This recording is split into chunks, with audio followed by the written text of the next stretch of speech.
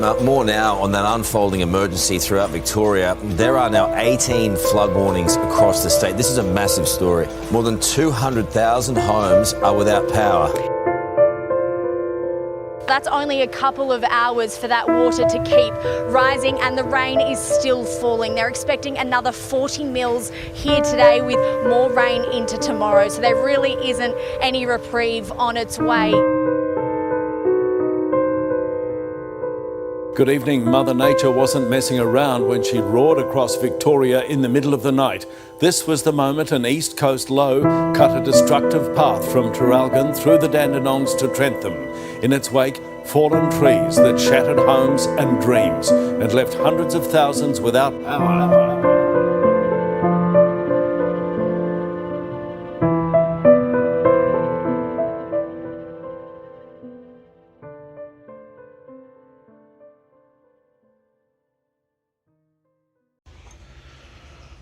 Okay, so we've been away for 3 days because we've been flooded in and lost all of our power,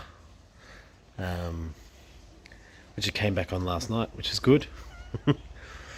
But we're all back, everyone's safe, the floods are starting to go down, but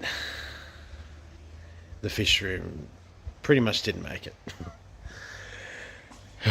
So if you don't like disturbing images, look away for the next minute or two, but I thought I'd just share with you the fate of some of these fish without power and heat for 72 hours. Start with some good news. These guys are alright. Shrimp are pretty resilient, to be honest. So the tank's a bit bubbly. I don't think that filter's actually come back on properly, so this is what I'll be working on all afternoon. These guys are gone, and I think I've got some sort of worm trying to take advantage of one of the anemones.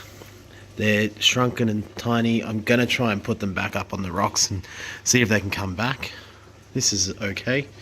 The snail's okay, but yeah, that one's really devastating. This is the breeding colony of Endlers.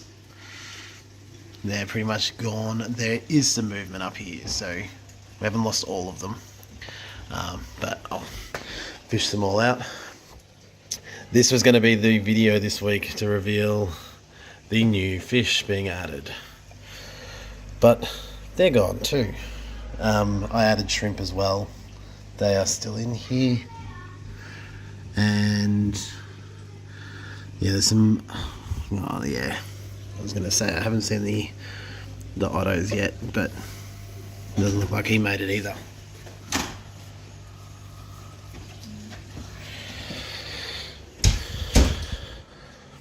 Over here, I had a couple of mollies trying to help me out with the algae problem I was having in here, which is kind of working.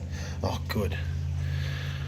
The bed is still there. I couldn't see him before. I thought, no, he's definitely gone. But the Empetetras look like they're all gone. I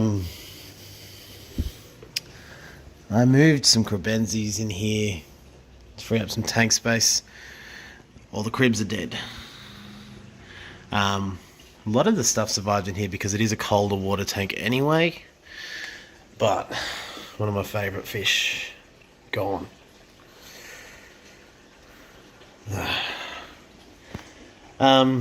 This is a way to reveal some projects that I haven't shown you guys. There's a bunch of baby blue endlers in here. I can't see any of them. I'm holding out hope that they've pulled through, but I don't like their chances being babies.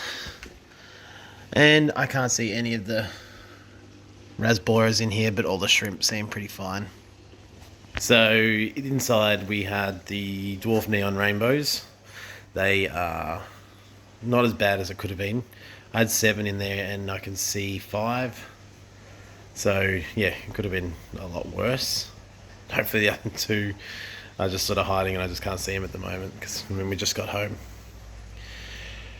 Now I'm going to have to do a big cleanup, so I will discard all the deceased fish, and I'll do some big water changes, and try and get things back on track as best as I can. Now, before you all start commenting saying, oh, you should have had a generator, the practicality of having a generator for some fish tanks for a one-off, like, I'm 35, I've never had 3 days with no power before, so it's just definitely would have helped, but it's not practical to have one just sitting around for the 1 in a 35 year chance that this has happened. But if someone does end up offering a cheaper generator on like Gumtree or something at some stage, I happen to come past it, I will definitely be considering. But yeah, look, I'm going to clean all this up. I will shoot a little bit of a video now, and I'll show you exactly what's happened in my area. All the flooding, no power, all the trees down, all the danger. We had to drive through floods to get out of here, and made that decision because we had no phone reception, no power, so no heating, and just sort of thought, well, if we can get out, the common sense thing to do is get out, because if we run into trouble, you couldn't call for help or anything. So yeah, all right, what a crappy video, but it's awesome to be able to share with you guys and sort of vent on what's happened, and yeah, get it out there rather than bottling it up and just being pissed off.